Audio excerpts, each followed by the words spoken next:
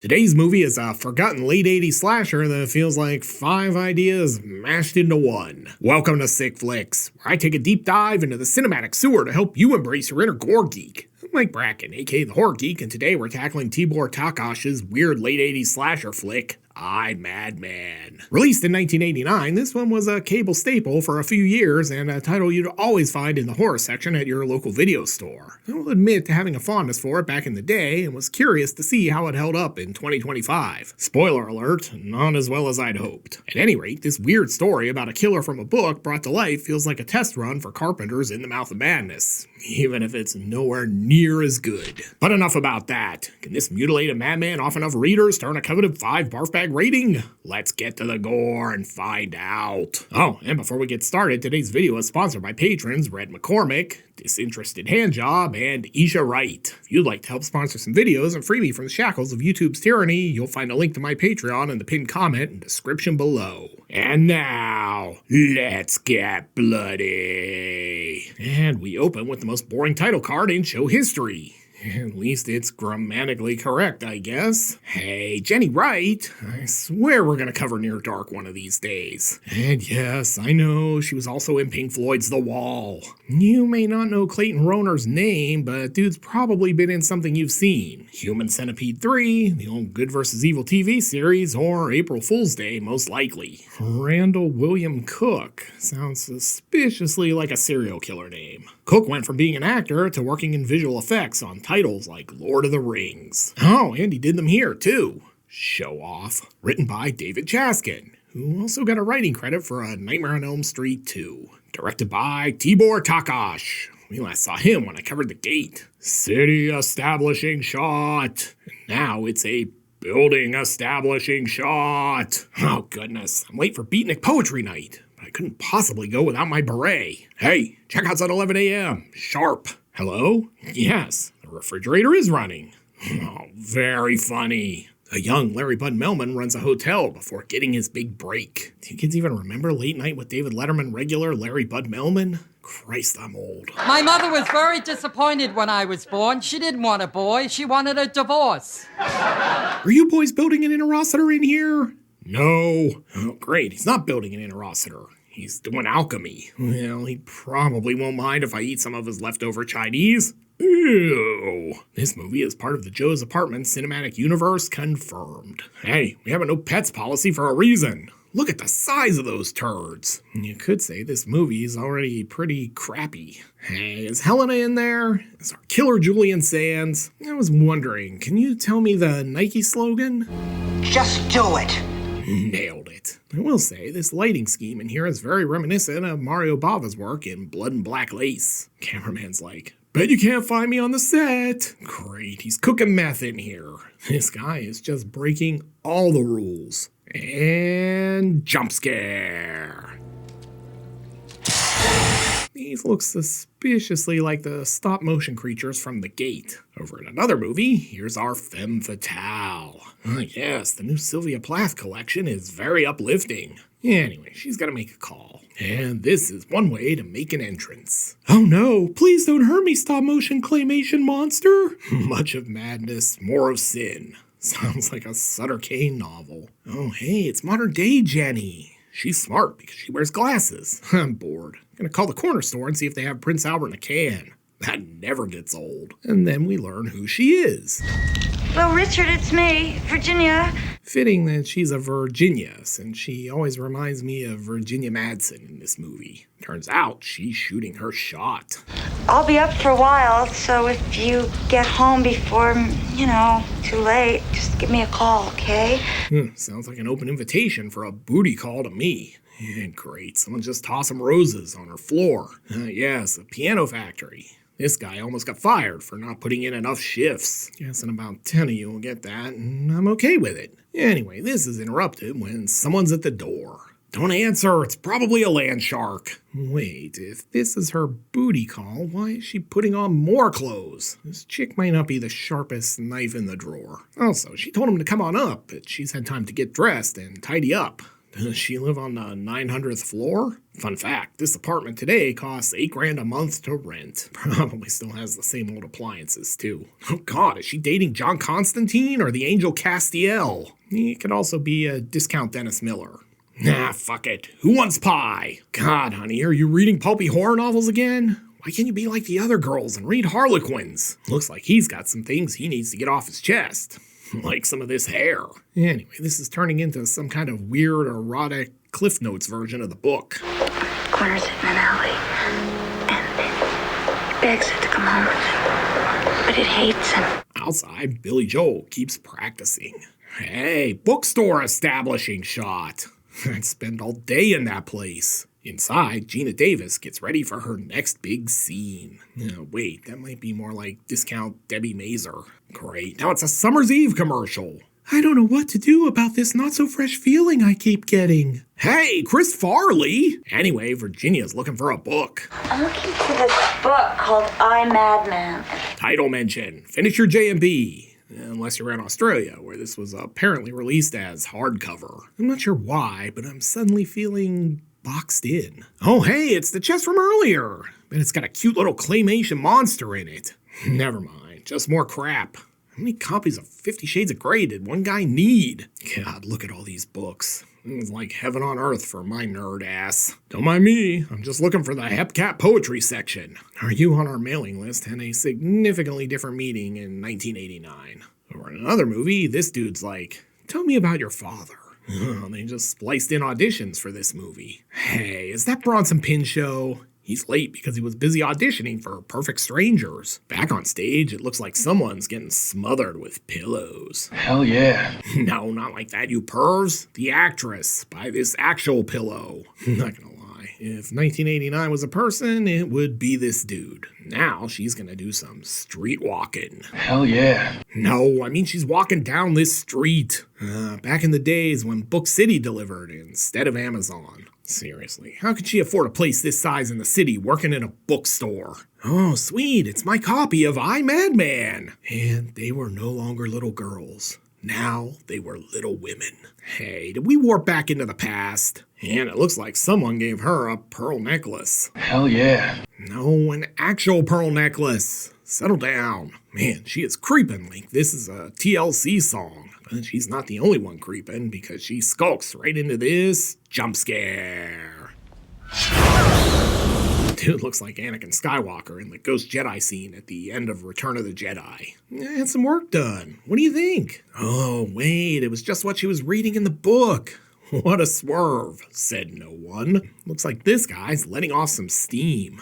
And now she's spooked. This is like me creeping around the house the night the ice maker made a bunch of noise and scared the shit out of me, honestly. Oh great, it's the killer from Pieces. Oh, never mind, it's just Five Below Dennis Miller. Hey, take it easy there, Cha-Cha. Billy Joel, hard at work on Uptown Girl. Anyway, they're thinking some deep thoughts. You know, I correct autocorrect more than it corrects me. If the Earth was really flat, the edge would probably be a huge tourist trap. Her boyfriend is not a fan of deep thoughts, apparently. What kind of an idiotic question is that? Hey, no one calls deep thoughts idiotic on my show, man. So basically, there's a lot of expository jibber-jabber here about the book. The madman of the title is in love with an actress, and she doesn't love him, so he starts chopping off parts of his face to try to impress her. And he's crazed with love. Oh, so he slices off his face. Well, great. The guy's never heard of a candygram or flowers? He does raise a valid point. And this is what my wife says to me every time I read the Marquis de Sade. You know, you always get weird when you read that shit. I mean, she's not wrong. You know, every broken analog clock tells you the exact time it died. Nice, there's an audiobook version. I stood in the shadow of an alley, watching and waiting. I'm really gonna say that the killer in a beret is a bold choice. Anyway, this chick's gonna pick up some semen. Hell yeah. No, I mean this Navy sailor. Hey, babe, I'd like to disappear in your Bermuda Triangle. He must have shot this next to a Claudio Fragasso production. I mean, Jesus, the fog wasn't this foggy. Who knows what evil lurks in the hearts of women? The shadow knows. Not gonna lie, we're a third of the way into this thing. Probably should start, killing some people. Let me in, it's cold out here in the fog. Set design by MC Escher. MC Escher. How come no rapper has used that name? I like to go by MC Escher. I was born to be a star, that's why people think I'm stellar. Yes, sir. Writing rhymes and illustrator, letters stay vectored, so whichever way you stretch it, I'm infinitely better. It stinks. Leave me alone. I'm not Tawny Katane. He's just taking things one step at a time. And here's a little Evil Dead-esque zoom. Oh, he just wants to give her some tren. It'll make you big and strong. And paranoid and sweaty, but big and strong. I mean, she's just gonna feel a little prick. Hell yeah. No, I meant from the needle. How many bottles of beer are still on the wall? 97. All these fluttering curtains. It's like they're shooting a Tony Braxton video in here. Sweet, he's gonna shave her legs. You got a little fuzz on your upper lip.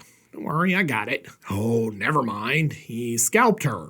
That's one hairy situation. You know, if you think about it, people without glasses are seeing for free. The next day, she's at the bus stop and gets accosted. It is I, Madman. Hey, is that place serving pastrami ice cream for breakfast? Gross. Over at work, it looks like they're booked for the day. And jump scare. Oh yeah, I flip through gross medical textbooks all the time too. And look, it's from the estate of the author of I, Madman. What are the odds? Man, even Walter Cronkite buys his books here. Hey, is he buying a book on swinging? Walter, you sly dog, you. And look, the redhead our guy scalped is the same redhead in her acting class. She's like, maybe I can get the lead in that TV movie now. Hi, I'm trying to reach Mike Hunt. Could you ask if anyone's seen Mike Hunt lately? Sing us a song, you're the piano man. You know, you cannot ever be in a fully empty room. Oh, hi there. And now it's like a Rear Window remake. Oh yeah, he's gonna kill Billy Joel. I like this guy a lot more now. You're welcome. Oh, he's like Sweeney Todd. Now he's a Roman. Lend me your ear. Hey, who called the Ghostbusters? Sorry, just here to see my girlfriend. I'm off the clock. Hey, honey, it's just me. Did you witness a murder earlier? Anyway, they set her up with a sketch artist down at the station. No, he had a beret. Looked like a zombie beatnik. Anyway, she tells them he has no nose. But he doesn't have one. Not yet. Anyway. Look at this dude's face. Are you high? Because you sound very high. Oh, thank God I didn't propose. This broad is crazy. Bullet dodged. Lady, I've met some crazy in my day, but you're like half the produce department short of a fruitcake. Put out an APB on a man with no nose who lives in a book. Thanks for embarrassing me in front of my boss. Now I'm gonna be back writing parking tickets. You know, it's fitting your name is Richard because you're acting like a real dick. And now she's going down. Hell yeah. No, in this elevator. Did you miss me? Going down. You're too late. I made that joke already. You know, if they put cameras on garbage trucks, they could update Google Street View every week. Oh no, the book is based on a true story! And this publisher is clearly located in the classy part of town. This is what publishing was like before Amazon took off, basically. Oh, Moby's Dick! I love that one! Hey, where'd you get a first edition of I, Madman? That thing's worth like $5. Look, all this dialogue is thirsty work. I'm gonna need a drink to get through the rest of this scene. And here's why the book said nonfiction. Both books were nonfiction. Malcolm insisted, claimed they were confessions.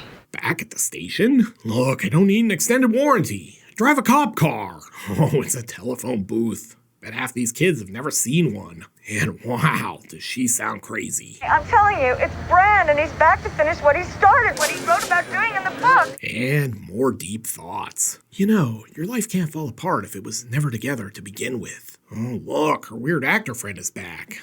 I forgot about him. Oh, so he's got the big nose and Mediterranean look of the next victim in the book. Check out the denim on denim. Styling and profiling. Woo! Don't mind me, I'm running late. Oh look, he's the Phantom of the Underpass. And told you actor guy was getting it next. Yeah, he's a better actor playing dead than alive, honestly. And what did our killer take? He got the nose this time. Oh, that's a fun game with little kids. Oh, come on, Crazy Lady is our witness? You're killing me, man. And it's time for another great moment in horror film acting. Damn it, Richard! Where were you? Why if you listen to me. Richard, what's happening to us? We're gonna have to stage an intervention for Richard. His chick is nuts. Yeah, anyway, she convinces him to read I, Madman. God, this thing sucks! But he clearly understands this show's audience. Who's read the book and is getting off on the gore, I don't know. She's gonna tell him where the next kill is, but she sounds crazy. Honey, I'm not drunk enough for this shit yet. Bookstore establishing shot. You can tell this chick doesn't really work in a bookstore. No one would let you smoke around rare old books. Library establishing shot. Man, this guy's got a gun. You take those late fees for overdue books seriously. Whoa, could you maybe buy me dinner first? If you see or hear anything at all, you let us know. We'll be listening on that radio. And the librarian is not ready. I guess Virginia will have to be her understudy. I'm sure she's used to that from acting class. Her boyfriend is happy, though. You look hot. I'm gonna check you out later. Rawr. You could say playing a librarian is a real step down for her. Something looks fishy. Probably because this is the microfiche room. Oh, here comes the killer. But if you guess this wasn't actually the killer, give yourself a screenwriter's credit. Guess no one told the janitor what was going on tonight. Well, that could have gone better. Back at the precinct, the lieutenant is not happy. You're back in uniform on parking detail come Monday morning. Back at his place, things are looking even more fishy because of this aquarium. And since she's here all by herself, she might as well read more of this book and spook herself out. But she figures it out. It's not the librarian, it's her lonely friend at the bookstore who's the next target. Oh, she took a cab. That was like Uber before Uber. Man, the cat's eating the books. You gotta be kidding me. Oh, here's Mona. She looks great. Lip reduction surgery went well. And the killer's still here too. Hey baby, are you a book? Because I'd like to crack you open. Then she takes him out with some books. If she really wanted to hurt him, she would just toss Stephen King's It in hardcover at him. But she's trapped.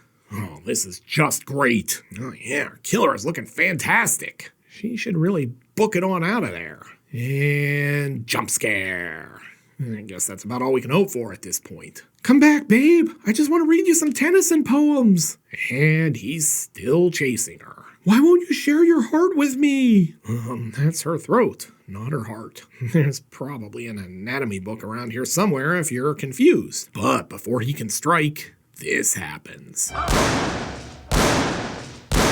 Great, she couldn't even save herself. A real missed opportunity here that the cop boyfriend didn't say, I threw the book at him, or book him, Dano. But wait, our killer is still alive. By God, Brutus the Barber Beefcake has the straight razor. Stop the damn match. Bet you thought I forgot the JR this week, didn't you? Maybe lend him a hand, lady. Or just skip to the end. I'm totally okay with that. Hey, did the goofy claymation puppet get out of the chest? Oh yeah, it sure did. God, this is some weird out of left field crap right here.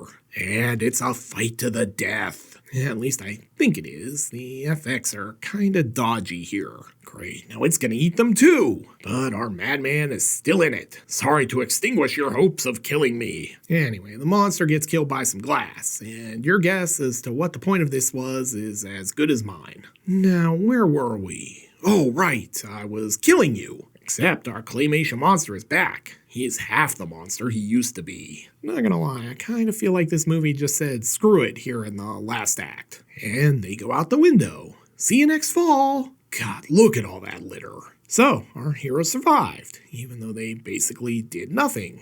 Great work, screenplay. And end card. Not gonna lie, I am stunned there was no swerve here. So, what have we learned from I, Madman? Not much, except that Hollywood had kind of given up on horror in the late 80s. I mean, once the slashers were over, we got a few years of sort of ho-hum stuff like this and Bad Dreams and the like. That's not to say these are awful films, but they're also not films that are going to turn up on anyone's best of the 80s list either. The studios were kind of just going through the motions at this point, and it shows. It's not the least bit surprising that we never got a sequel to I, Madman. But enough about that. Can this madman carve up enough residents of Los Angeles to earn a coveted 5 barf bag rating? No chance. But let's go to the gore card. In terms of gross anatomy, I, Madman is a bit underwhelming. were treated to cut off lips, a scalping, one ear removal, a sliced off nose, and the Madman makeup. The kills are not particularly gory, but the Madman makeup is pretty solid. Despite that, there's really not enough here to give I, Madman anything more than a 1 barf bag rating. This is not a sick flick. Looking for a better movie about books? Then be sure to check out my review of In the Mouth of Madness. You'll find a link here on the screen. I'll meet you over there. Until next time, I'm Mike Bracken, aka the Horror Geek, bringing you all the splatter that matters.